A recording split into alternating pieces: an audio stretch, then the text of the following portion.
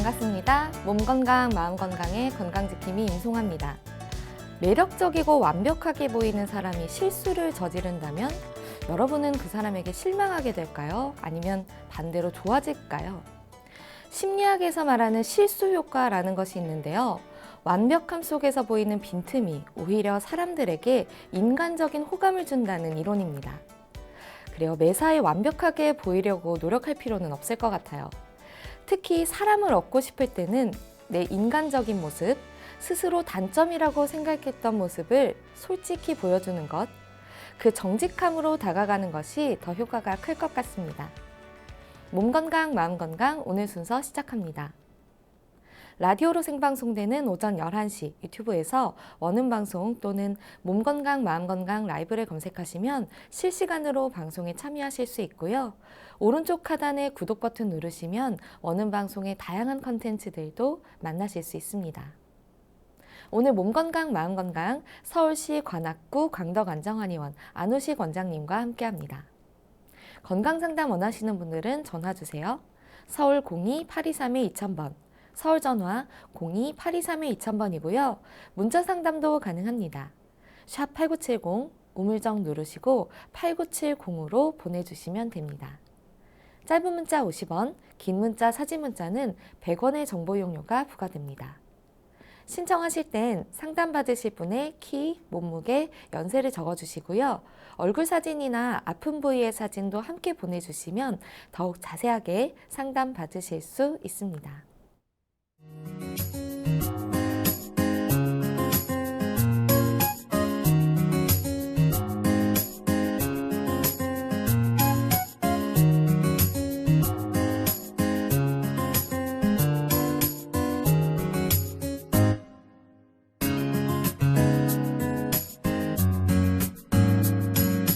몸 건강, 마음 건강.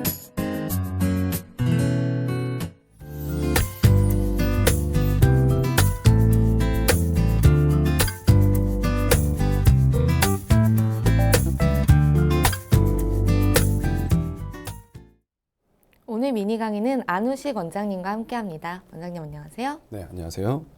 네, 오늘 강의 주제가 어떻게 보면 굉장히 흔한 질병 중에 하나라고 볼 수 있는 두통인데요. 네.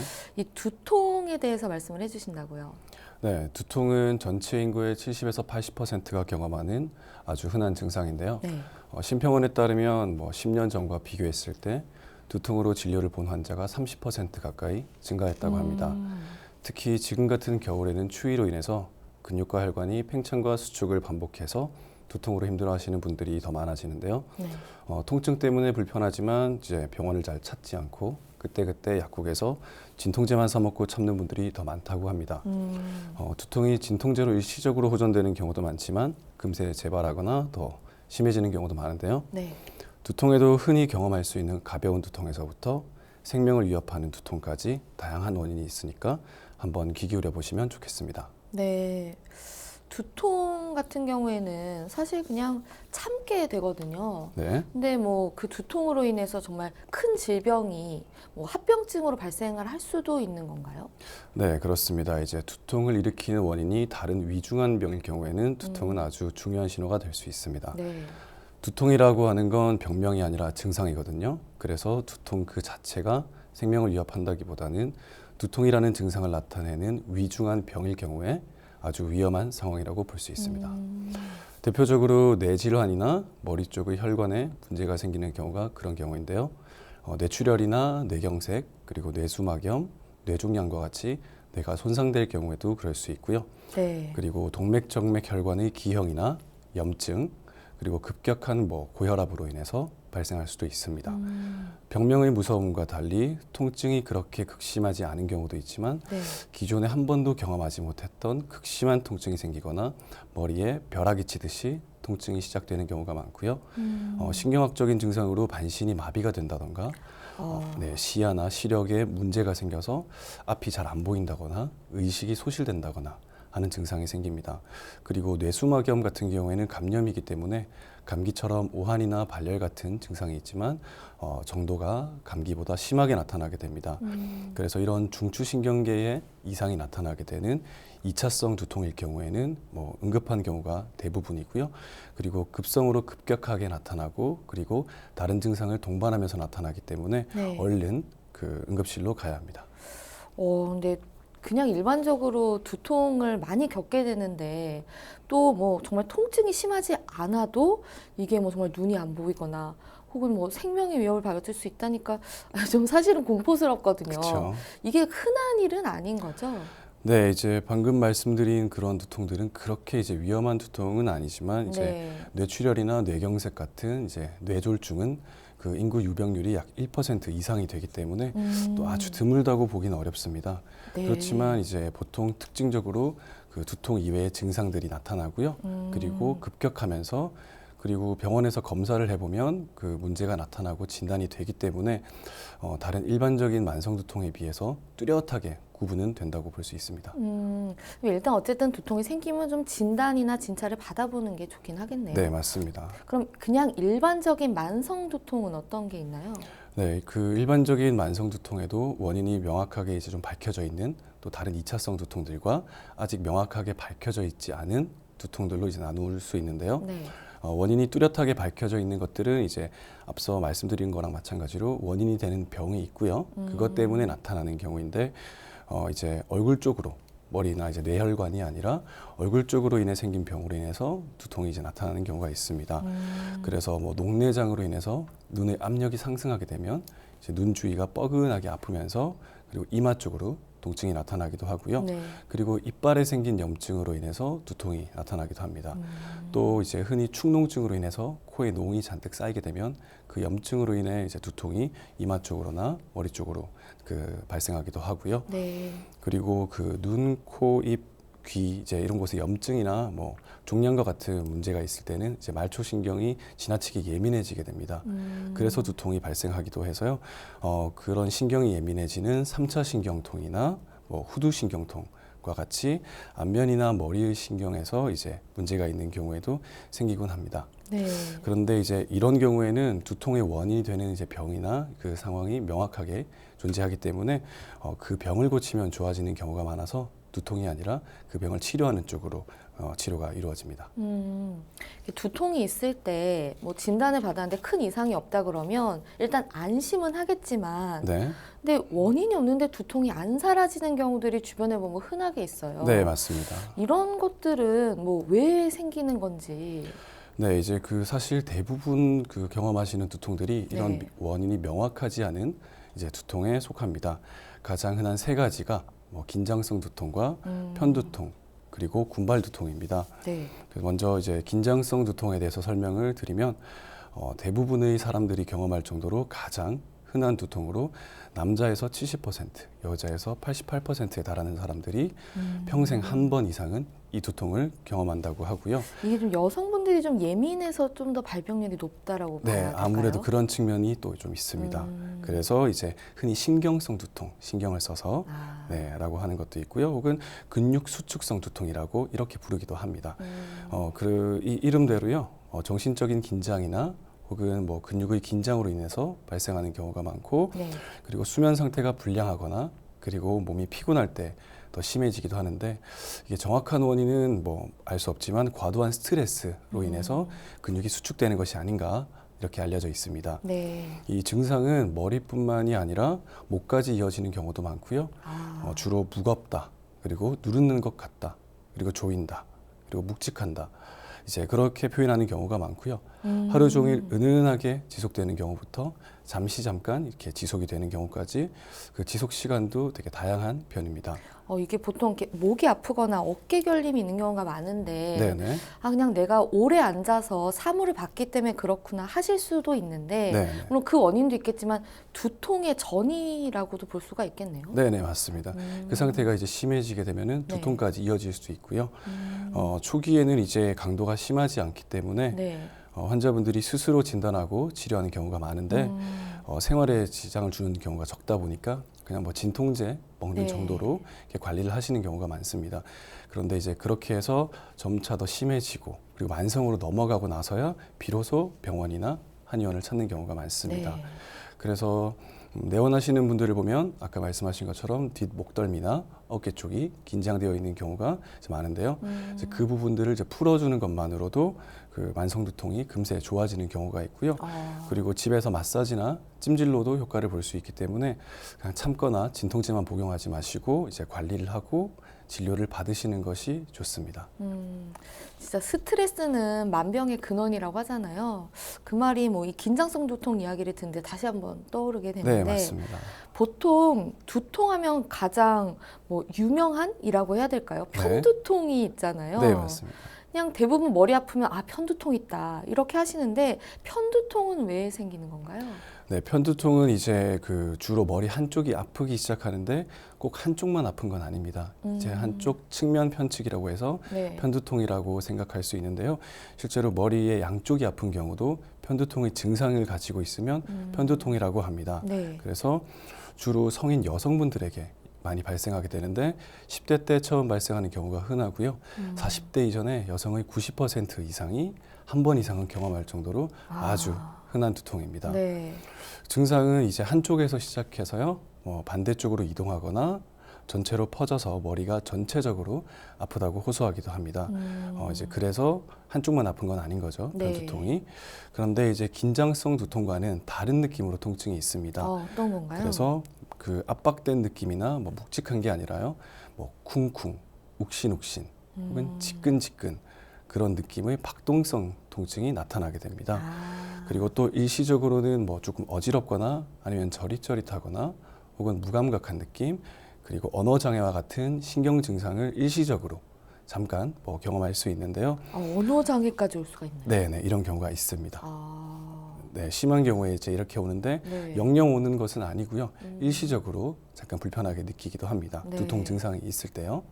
그리고 이런 증상들은 이제 신체 활동이나 아니면 뭐 주변 환경에 의해서 악화되거나 뭐 밝은 불빛이나 아니면 번쩍거림, 아니면 시끄럽거나 큰 소리 이런 것들을 들을 때 두통의 증상이 심해지기도 합니다. 네. 그리고 보통은 이제 4시간 이상 지속이 되고요. 3일 이내에 자연히 없어지는 경우가 많은데 이런 증상이 계속해서 반복되면 만성 편두통이라고 합니다. 네. 이 원인은요 이제 다양한데요. 스트레스나 과로, 수면 불량과 같은 신체 피로에 의해서도 발작이 나타나고요. 뭐 흡연이나 음주, 그리고 날씨나 기온의 변화로도 발생합니다. 그리고 MSG나 카페인이 든 음식을 먹었을 때 더 심해지는 경우가 있기 때문에 네. 줄여주셔야 하고요. 그리고 중요한 거는요, 두통을 완화시키기 위해서 계속해서 먹은 약으로 인해 더 심해지는 경우도 있습니다. 네, 이런 경우에는 약물 과용 두통이라고 해서 약을 먹어도 머리가 아프고 안 먹으면 머리가 더 아파서 골치 아픈 상황이 될 수 있습니다. 보통 이제 통증 완화제, 그러니까 진통제라고 하죠. 이걸 먹었을 때 내성이 생길 수 있다라는 얘기는 들어봤는데 네. 이게 오히려 두통을 악화시키는 원인이라고 하니까 네. 굉장히 귀가 솔깃해지는데 이게 도리어 머리가 더 아파질 수도 있나요? 네, 그렇죠. 이제 그 일반적으로 이제 두통이 발생하게 되는 횟수가 늘거나 아니면 심해져서 좀 잘 낫지 않고 좀 길어지게 되고 네. 이런 경우에는 진통제나 이런 약을 복용하는 뭐 횟수나 뭐 그 기간이 늘게 되죠. 네. 그런데 이제 시간이 지나면서 점점 더 심하게 아파오는데 약물을 복용해도 통증이 좋아지지 않거나 더 심해져서 이제 약을 끊으니까 더 아파지는 증상이 생기게 됩니다. 네, 그러니까 약을 뭐 끊지도 먹지도 못하게 되고요. 이게 심해지면 수면장애, 불면증, 우울증, 그런 불안감 이런 정신적인 문제까지 동반되게 됩니다. 네. 그래서 이제 연구에 의하면 인류의 그 약 2.2에서 5%가 만성으로 매일 두통을 겪는 만성 매일 두통 환자인데 이때 약물의 과다 복용이 가장 위험한 흔한 인자로 이제 알려져 있는데요. 네. 발병 위험이 이제 한 달에 5회 이상 두통이 있으면 보통 6.2배 정도로 더 쉽게 만성화될 수 있는데 네. 약물 남용이 있으면 19.4배로 거의 한 3배에서 네. 4배 가까이 증가하게 되기 때문에 이제 장기적인 약물 과용은 뭐 만성 매일 두통을 만들어낼 수 있는 거고요. 뿐만 아니라 이제 소화장애나 간과 신기능의 손상까지 초래할 수 있습니다. 그래서 반복적으로 진통제만 복용하는 게 아니라 제때 적절한 치료를 받는 것이 중요합니다. 물론 만성 두통으로 이미 자리 잡으신 분들은 뭐 병원이나 한의원을 내원하실 수 있겠지만 일시적으로 아팠을 때는 아무래도 좀 진통제를 찾게 되거든요. 맞습니다. 그래서 이게 내가 약물의 좀 남용인지 아닌지를 스스로 좀 판단하려면 어느 정도 먹어야 이게 약물을 좀 과용한 것인지. 그렇죠. 그것도 이제 기준이라는 게 있습니다. 네. 그 진단 기준은 그 두통을 이제 유발할 수 있는 증거가 충분한 약물인데요. 이게 진통제 네. 일반적인 것을 3개월 이상 복용을 하고 약을 먹고 나서 일정 시간 뒤에 그 두통이 나타나는 현상이 이제 그 연관성이 있으면은 네. 그 경우에 진단을 하게 됩니다.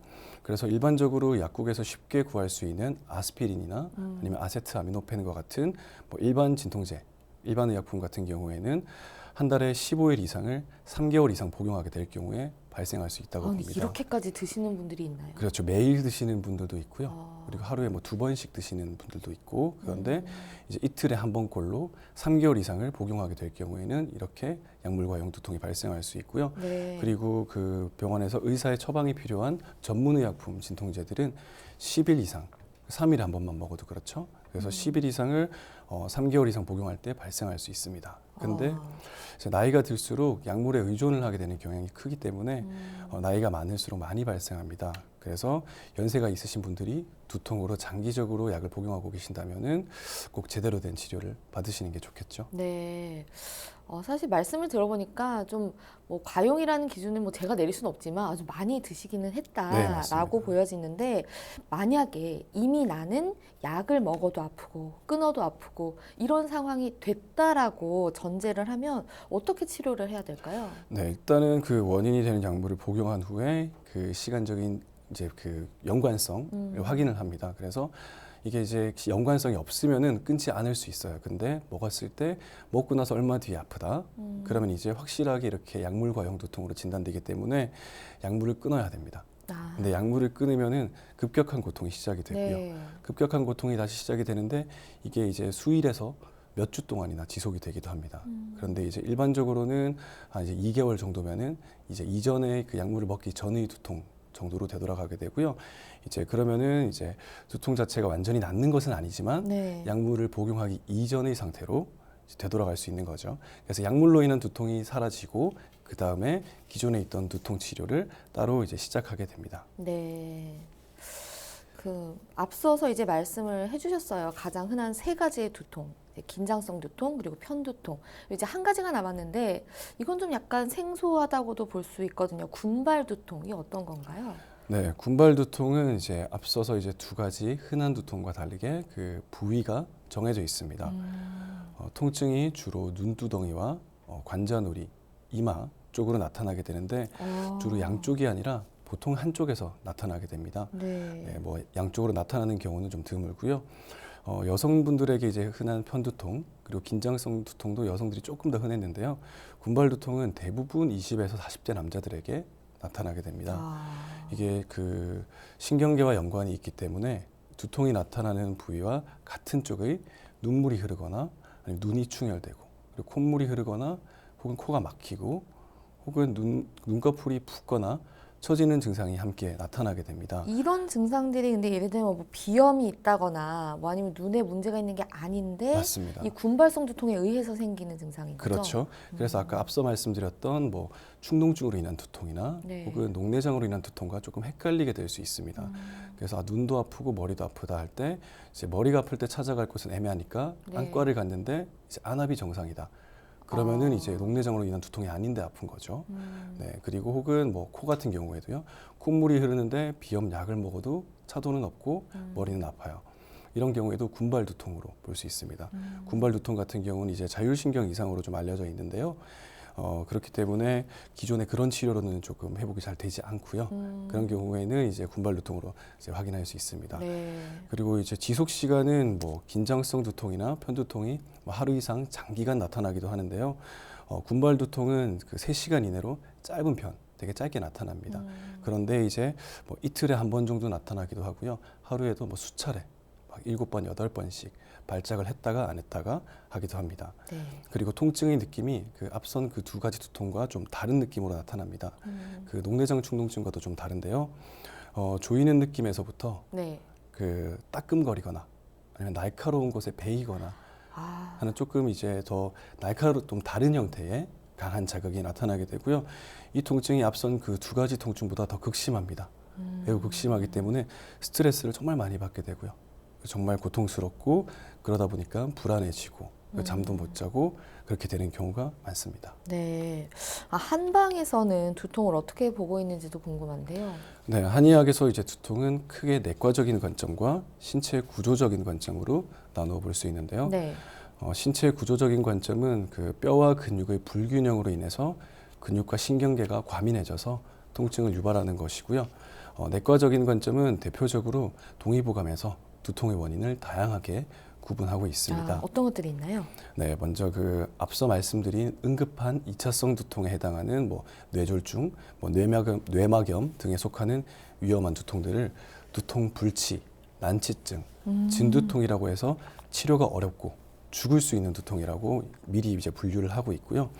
그리고 사물이 그 두 개로 보인다거나 네. 아니면은 뭐 팔다리를 못 쓴다거나 그렇게 되는 그 진두통, 죽을 수 있는 두통의 증상도 함께 기록을 해두고 있습니다. 네. 그리고 치료가 가능한 두통에 대해서도 부위에 따라서 그리고 원인에 따라서 다양하게 분류를 하고 있는데요. 먼저 부위에 따른 두통을 좀 간단하게 살펴보면 그 머리가 아플 때 좌측이 아프냐, 우측이 아프냐를 이제 구분해서 좌측이 아플 때는 혈허, 즉 영양물질의 부족으로 인해서 예민해진 두통으로 봤고요. 네. 우측이 아픈 경우에는 담음이라고 하는 노폐물과 그리고 몸에 있는 이제 뜨거운 열로 인해서 발생하는 것으로 보았습니다. 아, 통증 부위에 따라서 원인이 다를 수가 있네요. 네, 그렇게 이제 구분을 하고 있고요. 그래서 이제 아까 말씀드린 현대적인 편두통은 그 부위에 대한 편두통이 아니라 그냥 그 병명이 편두통이고요. 동의보감에서 말하는 편두통, 편측의 두통은 실제로 한쪽만 아픈 것입니다. 아. 네, 그런 경우에는 이제 이거에 해당하는 한방 치료를 조금 병행할 수가 있고요. 네. 그리고 경락에 따라서 이마 쪽이 아프면 그 조경명 위경과 소화기를 확인하고요.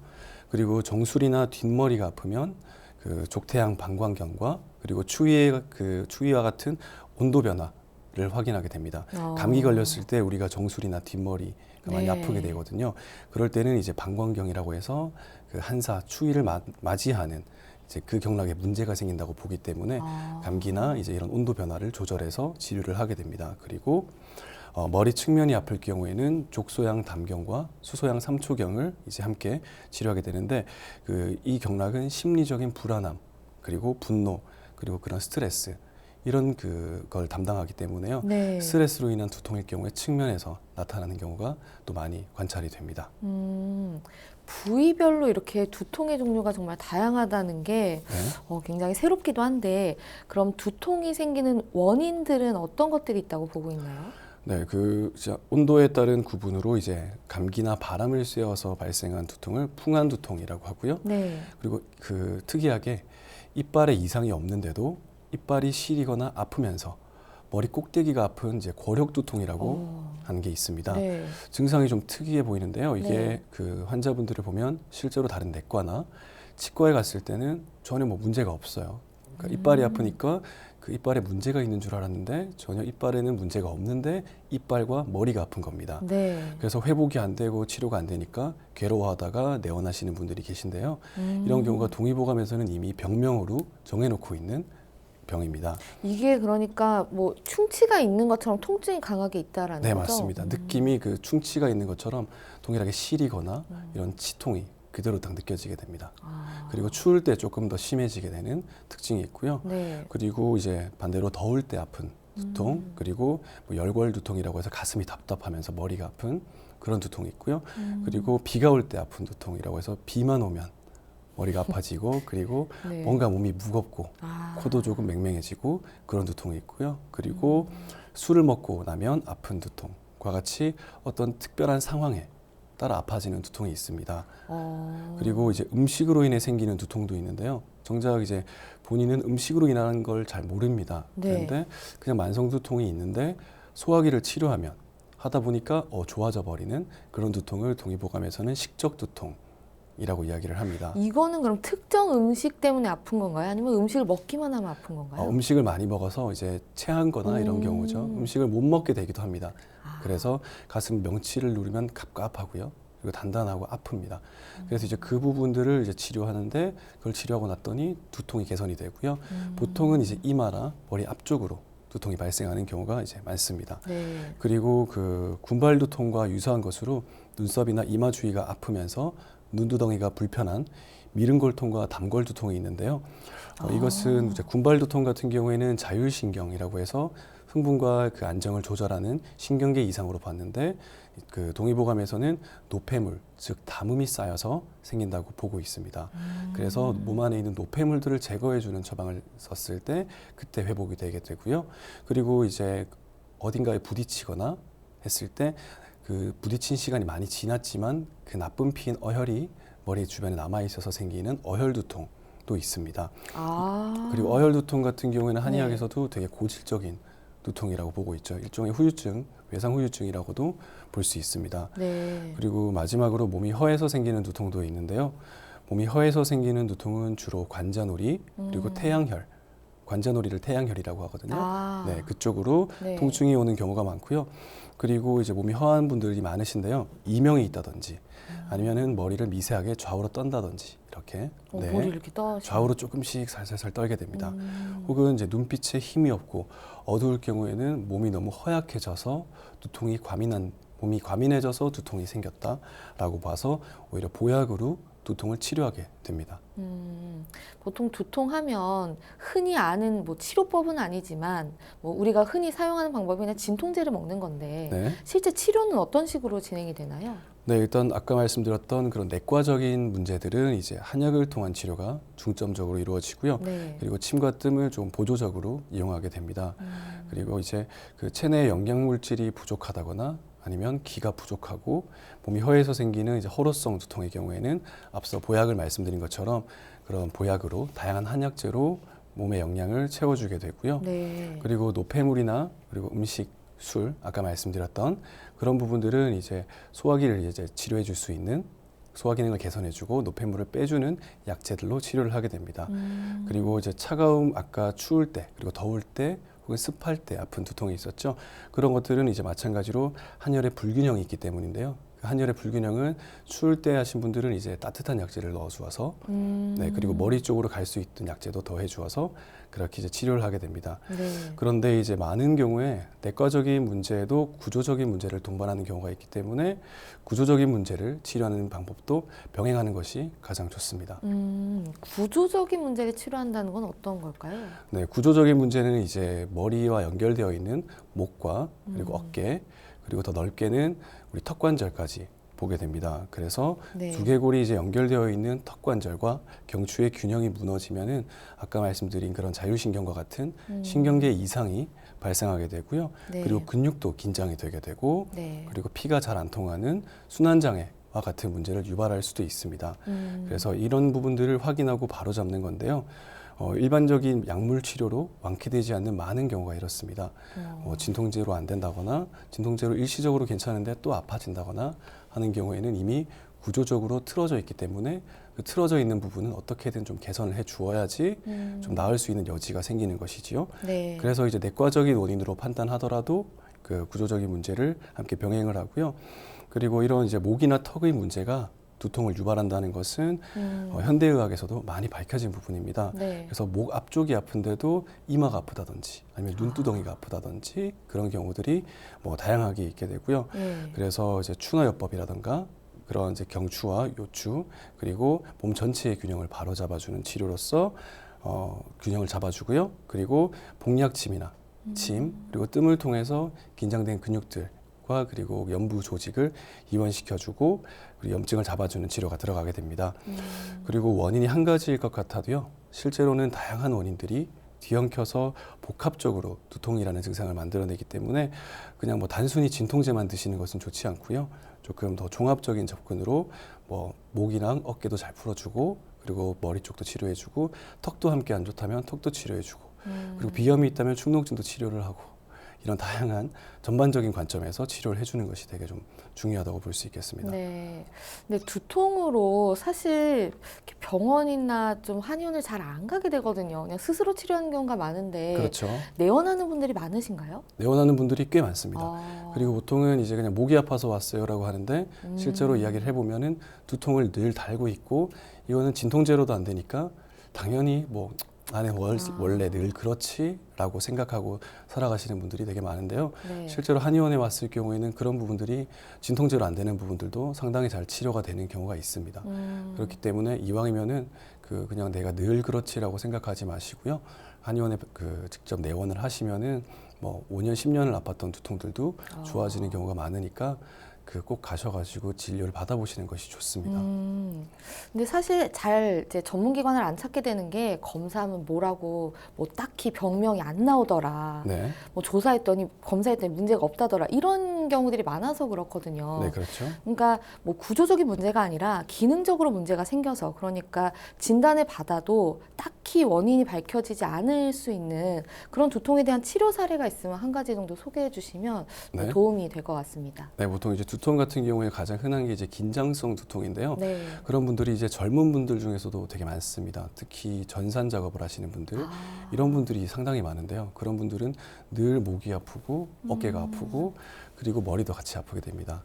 그런데 그냥 나는 어쩔 수 없는 거야. 내 직업상 직업병이야. 라고 생각하고 이제 살아가시던 분들이 뭐 여러 분 계세요. 그래서 여러분이 같이 더 생각이 나는데 네. 그런 분들 같은 경우도 처음에는 이제 제가 이거 나을 수 있다라고 말씀을 드리면은 조금 못 믿어 하시긴 합니다. 왜냐하면 워낙 달고 그렇죠. 살았기 때문에. 워낙 달고 살았기 때문에 좀 못 믿어 하기도 하고 그리고 어차피 그 검사상에 결과가 안 나오기 때문에 검사상 결과가 안 나오는 경우는 오히려 좋은 경우가 많습니다. 왜냐하면 뇌사진에 문제가 있으면 이거는 위급한 그렇죠. 경우가 많거든요. 네. 근데 검사상 이제 문제가 안 나오는 경우는 오히려 이제 한의원에서 다양한 구조적인 치료들을 할 수 있는데요. 이제 그런 치료를 받게 되면은 보통 5년에서 10년 동안 아파오셨던 것들도 저희가 한 2~3달 정도 걸릴 걸로 예상했지만 실제로는 한 달 이내로 좋아져서 환자분들도 너무 좋아하고 그리고 되게 신기해하는 경우가 많은데요. 실제로 한의원에서는 그런 것들이 되게 막 신기한 일은 아니고요. 한의원에서는 이제 그 한의학의 바탕으로 또 진단을 하게 됩니다. 그러면 한의학에서는 또 병명이 나와요. 그래서 병원에서는 병명을 못 받았지만 한의원에서 진단한 것을 바탕으로 치료를 하게 되면 실제로 되게 오래됐다고 생각하더라도 굳이 진통제가 필요 없는 정도까지 그리고 진통제랑 같이 병에 가던 수면제까지 또 끊을 수 있는 정도까지도 많이 좋아지시는 경우가 많습니다. 그리고 또 문제가 병원 한번 갔는데 안 낫더라 이런 경우들이 있는데 네. 뭐 말씀하신 것처럼 한 달 혹은 뭐 길면 2~3달 정도 꾸준히 치료를 받으면 내가 정말 만성적으로 달고 살던 두통이 좀 완치가 될 수 있다라는 네, 그렇죠. 말씀이시죠. 네, 오늘은 다양한 두통의 종류와 한방 치료법에 대해 알아보는 시간이었습니다. 원장님 오늘도 좋은 말씀 감사합니다. 감사합니다. 미니 강의 오늘은 안우식 원장님께서 두통에 대해 자세히 강의해 주셨습니다.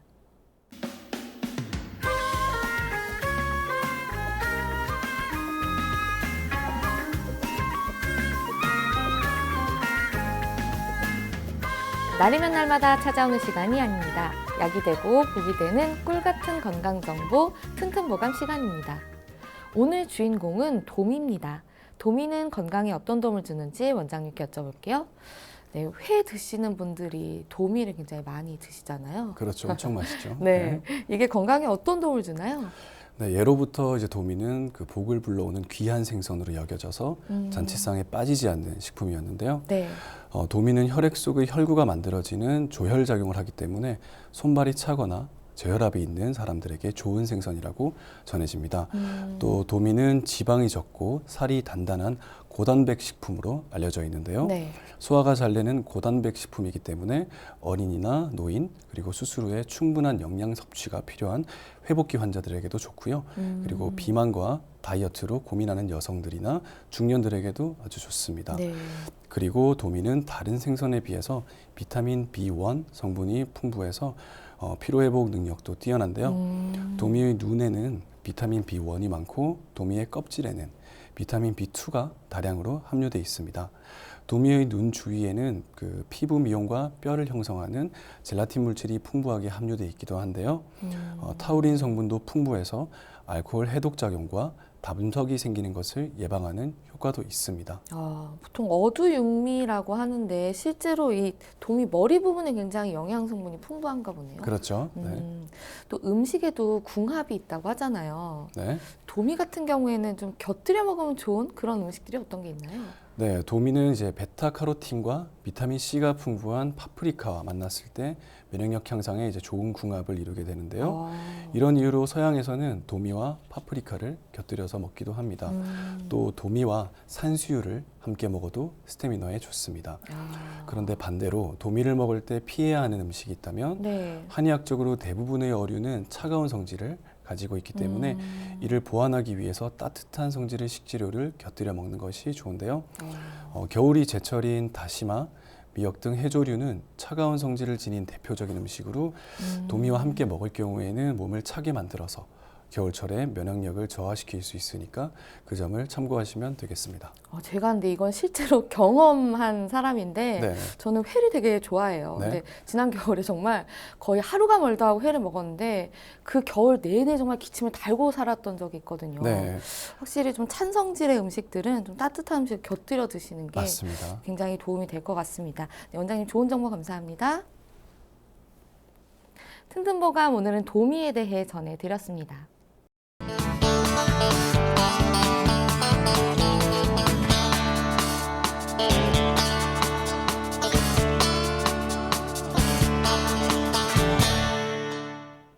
자, 그럼 오늘의 건강 상담 시작해 볼 텐데요. 건강 상담은 체질이나 상황에 따라 개인차가 있을 수 있다는 점 미리 말씀드립니다. 상담 전화 서울 02-823-2000번입니다. 몸건강, 마음건강은 TV와 라디오를 통해 방송됩니다. 원음방송 TV는 스카이라이프 채널 187번, KT 올레TV 239번, SKBTV 309번, LGU 플러스 278번, 딜라이브 239번, CJ헬로 238번, 현대 HCN 549번, 제주 KCTV 375번, 금강방송 796번입니다.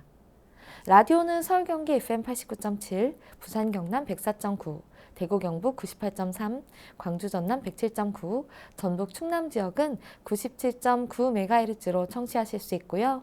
원음방송은 스마트폰으로도 만나실 수 있는데요. 플레이스토어나 앱스토어에서 원음방송 검색하시면 무료로 다운받으실 수 있습니다. 오늘은 안우식 원장님께서 친절한 상담해드립니다. 자, 그럼 첫 번째 전화 받아보겠습니다. 여보세요? 네, 네, 반갑습니다. 네, 네. 본인 상담이신가요? 네, 맞습니다. 네, 키, 몸무게, 그리고 연세가 어떻게 되십니까? 네, 지금 80이고요. 네, 167이요. 네, 혹시 몸무게가... 45kg요. 아, 네. 지금 제 옆에 안우식 원장님 계십니다. 편하게 상담 받아보세요. 네, 안녕하세요. 네, 네, 선생님. 네, 안녕하세요. 오늘 어떻게 불편하시나요? 제가 그 몸이 좀 많이 약한데요. 네, 발바닥이 그 뒤꿈치가 네. 좀 아파요. 뒤꿈치가 아프세요? 네, 언제부터 그래서 그러셨어요? 좀 뭐 한 2개월 됐어요. 2개월 이렇게 정도요? 아주 심한 건 아닌데 아, 네. 요즘 이제 춥고 그러니까 더 아프더라고요. 추우니까 더 심하게 느껴지세요? 네, 네. 통증이 그 발을 디디기만 하면 아주 심하게 느껴지나요? 아니면은 어느 정도? 네, 디딜 때, 발 디딜 발을 때. 디딜 때요? 네. 디딜 때 불편하시고 발을 아버님이 눈으로 직접 보셨을 때 바깥으로 모양이라든가 색깔이라든가 이런 게 다른 점이 있나요?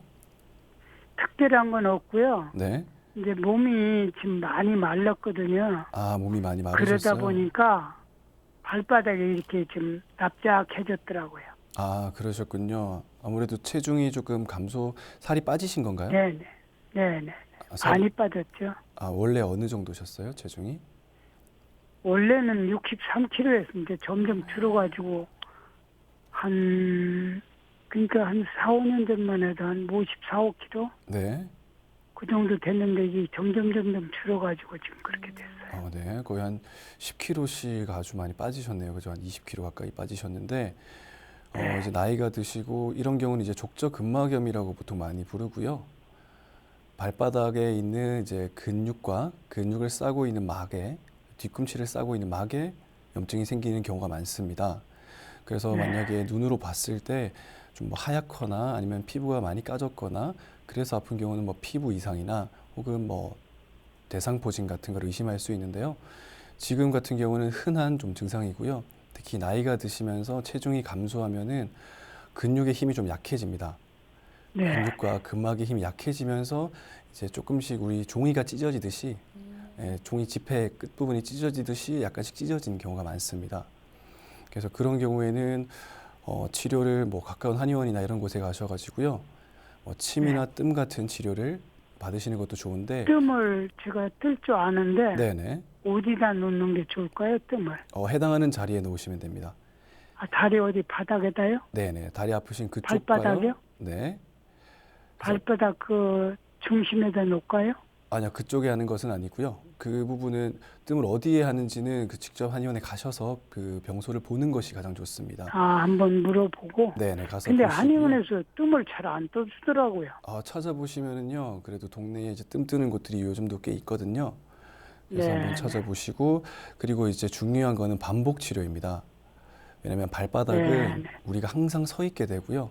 항상 걷게 되면서 자꾸 쓰게 됩니다. 그래서 우리가 그 10,000원짜리가 1,000원짜리나 10,000원짜리 옆에 끝부분이 찢어졌을 때 그걸 자꾸 움직이면 네. 더 찢어지잖아요. 그렇기 때문에 자극이 될 때마다 더 좀 나빠질 수 있어요. 그래서 지금 그런 부분 같은 경우에는 최대한 자주 치료하셔야 되고요. 왜냐하면 침이나 뜸 같은 경우에 놓고 나서 하루가 지나면 다시 또 나빠질 수 있는 환경이 되기 때문에 최대한 침, 뜸 치료를 자주 하시고요. 그리고 또 추천드릴 만한 거는 그 벌독을 주사하는 몽침 치료가 좋습니다. 벌독을 주사하는 치료가 보통 벌독이 우리 몸 안에서 3일에서 길게는 일주일까지 남아있게 되는데 그러면은 내가 침을 빼는 시간들, 뜸을 안 하는 시간에도 회복이 될 수 있어요. 그리고 많이 붓기 때문에 그쪽으로 가는 충격을 많이 줄여줍니다. 그래서 발바닥 통증 같은 경우에는 꾸준하게 이어서 계속해서 좀 치료를 하시는 게 중요하고요. 그 자리가 그리고 저녁에 잘 때 있잖아요. 네, 선생님. 네네. 잘 때 이 발바닥하고 그러니까 이제 발목까지 있잖아요. 네. 거기가 약간 좀 열이 좀 이렇게 있는 것 같아요. 열감이 있는 것 같으세요? 네네네. 차갑거나 그러지 않으시고요. 차갑진 않아요. 네, 그러면 이게 그냥 낮에는 발바닥 이런 데가 좀 차잖아요. 겨우니까. 그렇죠. 그런데 이제 이불 이렇게 넣어서 이렇게 이제 침대에 넣어서 자면요. 네. 거기가 좀 이렇게 약간 좀 열감이 있더라고요. 발바닥이 뜨거우세요? 아니면은 그 발목 위가 뜨거우세요? 발바닥하고 그 발목까지. 발바닥부터 발목까지요? 예. 그래서 이제 내가 자꾸 밑에 이제 이렇게 발을 차내고 네. 밑에 그 이불을 걷어요. 보통 일반적으로 생각했을 때는요, 우리가 네. 몸이 약해지면 손발이 차가워진다고 생각하기 쉬운데, 동의보감에서는 그 우리의 전기가, 신기가 허하면은 발바닥에 열이 난다고 합니다. 발바닥부터 발목까지 열이 나게 됩니다. 그래서 발목이 네. 안 좋아서 열이 나면은 염증이 있을 수가 있는데, 발바닥에서부터 어떤 열감들이 올라와서 이불을 덮기 불편할 정도면은요, 몸이 조금 약하신 상태라고 볼 수 있어요. 그래서 지금 체중도 너무 많이 감소하셨고 하기 때문에요, 뭐 약이라든지 아니면은 좀 식사라도 조금 더 영양가 있는 걸로 더 챙겨 드시는 것이 좋습니다. 그리고 정확한 부분은 근처 한의원 발바닥 진료하러 가셨을 때 같이 물어보시면은요, 그것도 직접 보고 만져보고 해야 되거든요. 그래서 직접 가서 네. 보시는 게 가장 좋습니다. 근데 이 근육이 말씀하신 대로 좀 찢어져 있는 상태인데 네. 치료를 하면 말하자면 좀 붓는다, 회복이 된다까지도 네, 가나요? 그렇죠. 완전 회복까지도 갑니다. 완전 회복까지도. 네, 완전 회복까지도 갈 수 있는데 그 과정까지 시간이 조금 걸리게 되고요. 그리고 발바닥 같은 경우는 그 치료할 때 되게 아픕니다. 네, 감각이 민감하기 때문에 그렇지만 그걸 참고 아버님 꾸준하게 치료를 받아주셔야 되세요. 한 달이고 2달이고 또 안정을 좀 취해 주시고요. 지금 말씀을 들어보니까 좀 꾸준한 치료가 필요할 것 같거든요. 가까운 네, 한의원, 네. 발바닥 치료 전문으로 네. 하는 곳에 가셔서 치료에 도움 받으시기를 바라겠습니다. 고맙습니다. 네, 전화 주셔서 감사합니다.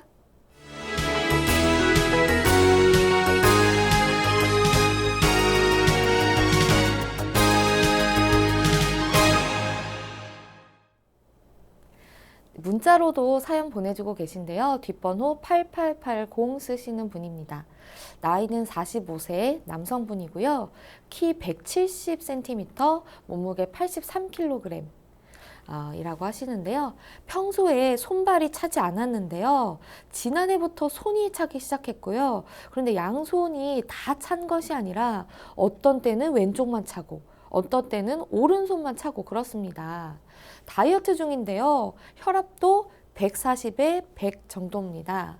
혈액순환이 안 돼서 그런가요? 아니면 다른 큰 병이 생길 전조인지 불안합니다 하셨어요. 네. 이제 그 수족냉증이라고도 하고요. 네. 손발이 찬 증상들은 되게 많이 가지고 계신데 원인들이 엄청 제각각인 경우가 많습니다. 보통 이제 손발이 모두 차지는 경우는 우리 대사가 떨어지는 경우에 신진대사가 떨어지면서 손끝 발끝까지 잘 전해지지 못해서 순환이 안 되고 그렇게 생기는 경우도 있는데요. 지금 같은 경우에는 좀 특이적인 게 체중 45세에 83kg에 170cm시면은 꽤나 체격이 있으실 걸로 예상이 되는데요. 네. 혈압도 좀 높으시고요. 이렇게 체격이 있으신 분들 같은 경우에는 흔히 이제 근육이나 이제 이런 그 긴장들이 혈액 순환을 오히려 방해하는 경우가 있습니다. 그래서 그 목이나 이런 부분에서 신경들이 눌려지게 되면 좀 차갑게 느낄 수 있고요. 실제 온도가 차갑냐 안 차갑냐도 중요합니다. 그래서 신경이 눌려지면 차갑다 느끼는데 만져보면 안 차가워요. 그냥 신경에 그 과민해져서 그런 느낌이 생기게 되고, 근데 실제로 만졌을 때도 온도가 차갑다면은 혈관이 눌려지는 경우가 있는데요. 그래서 예전에 말씀드렸던 흉곽출구 증후군과 같이 목에 있는 근육들이 그 동맥을 압박을 하게 되면 손이 조금씩 차게 될 수 있습니다. 그리고 그런 경우에는 내가 특정 자세를 취하고 있을 때 점점 손이 차가워지는 게 느껴질 수 있습니다. 그렇기 때문에 그런 그 근육과 같은 부분들을 한번 진단을 해 보셔야 될 수 있고요. 네. 그리고 또 이제 손끝 발끝이 이제 손 발바닥 이런 게 아니라 끝부분이 시리다면은 이런 경우에는 당분에 대한 또 문제가 될 수도 있는데요. 지금 다이어트 중이시기 때문에 네. 어떤 다이어트를 하고 계신지에 따라서도 약간 달라질 수 있어서 이 부분은 뭐 다이어트 약물을 뭐 한약을 드시는지 아니면 병원약을 드시는지 혹은 뭐 건강기능식품을 드시는지에 따라서도 이런 증상이 또 영향을 미칠 수도 있어요. 그런데 이제 좌우가 차다라는 것은 번갈아 가면서 차다는 것은 단순히 이제 그냥 순환이 안 된다고 뭉뚱그려 말할 것이 아니라 네. 실제로는 그 혈액이 전해져 오는 길목을 살펴볼 필요가 있습니다. 보통 이제 좌우가 번갈아지면 대부분 척추인 경우가 많고요. 중간에서 나오면서 어딘가에서 막히는 경우에 차가워질 수가 있습니다. 그리고 신경계도 마찬가지로 척추에서 나오면서 그렇게 될 수가 있고요. 네. 그리고 아까 말씀드렸던 것처럼 이제 자율신경이라고 해서 흥분과 안정을 조절하는 그 신경계가 교란될 경우에 손발이 모두 차가우신 분들이 있어요. 근데 그런 경우에도 뭐 좌우가 번갈아 가면서 그럴 수는 있습니다. 그래서 이 부분은 지금 이 하나만 가지고 이건 증상이고요. 말씀하신 거는 이 증상으로 어떤 병인지 명확하게 진단하기는 어려우니까요. 가까운 곳에 가셔가지고 한번 확인을 해보시면은 뭔가 그 진단명이 나오실 겁니다. 네, 이분 같은 경우에는 말씀하신 대로 원인이 다양하거나 혹은 다양한 원인 중에 한 부분이 문제일 수가 있잖아요. 그렇죠. 그러면 첫 번째로 가셔야 될 게 뭐 척추 관련돼서 좀 사진을 찍어 보시는 걸까요? 그러니까 실제로 이제 사진을 찍어봤을 때는 안 나올 가능성이 좀 큽니다. 왜냐하면 사진에서는 뼈의 정렬은 나오는데 어떤 신경이 어떻게 압박이 되고 이런 부분들은 찾기가 힘들고요. 네. 그래서 이런 경우는 뭐 재활의학과에 가서 확인할 수도 있고요. 혹은 뭐 한의원에 가서 확인할 수도 있습니다. 이런 경우에는 뭐 목을 움직여 본다든지 팔을 움직여 보는 방법으로 이제 이학적 검사라고 합니다. 그 근육의 기능성을 검사하는 방법으로 검사를 하게 되고요. 네. 보통 이제 그 뭐 엑스레이에서 나올 가능성은 거의 없다 보시면 되고요. MRI, CT 단계에서 나올 경우에는 좀 더 위중한 병일 가능성이 있는데 보통 흔하지는 않습니다. 그래서 대부분 그 경추, 목뼈와 어깨 그래서 이쪽으로 나오는 혈관 문제가 많고요. 그 외에 이제 신경계 질환인 경우들도 많은데 네. 그런 부분에서는 이제 더 많은 다양한 문제들을 확인해야 됩니다. 뭐 식사부터 뭐 내가 잠이 어떻고 이런 부분까지 다 확인을 해야 되기 때문에 이런 것들은 이제 한의원에 가시면 한의원은 이제 어떤 뭐 정신과 이렇게 많이 안 나눠져 있으니까요. 네. 몸을 전반적으로 같이 봐주니까 가까운 한의원에 가보시는 것도 추천을 드립니다. 한의원이나 뭐 신경 뭐 재활의학과 같은데 이제 방문을 하셔가지고 네네. 좀 이제 신경 관련된 부분을 좀 검사를 받아 보시는 걸. 네, 그렇죠. 그러니까 네. 신경 쪽은 이제 재활의학과 가고 그리고 신경과도 가시는 것도 괜찮습니다. 네. 그럼 다이어트가 원인이라고 아니요, 볼 수도 있다고 그렇죠. 하셨는데 네. 이게 그러면 이분은 이런 상황에서 어떤 다이어트는 좀 안 맞고 어떤 식의 방법으로 좀 다이어트를 하시는 걸 추천드리시나요? 좀 지금 이 정도 체격이시면은 뭐 정확하게 체질이나 이런 걸 봐야 나올 수 있긴 한데요. 이 정도 체격이시면은 운동량을 늘리는 것도 중요한데 좋은데 무엇보다도 식이를 조금 조절해 주시는 게 좋습니다. 뭐 네. 술이라든지 그런 탄수화물 자체를 조금 조절해 주시는 것이 좋고요. 음. 그리고 지방이나 이런 탄수화물 많이 먹는 것들이 특히 안 좋습니다. 뭐 네. 과자라든지 아니면 밥이라든지 그래서 밥보다는 반찬을 더 드시는 것이 좋고요. 그리고 혈압도 높으시기 때문에 야채도 조금 더 다양하게 드시는 것이 좋겠고요. 좋겠습니다. 네, 네. 잘 알겠습니다. 원장님 말씀 참고하셔서 건강에 도움되시기를 바라겠습니다.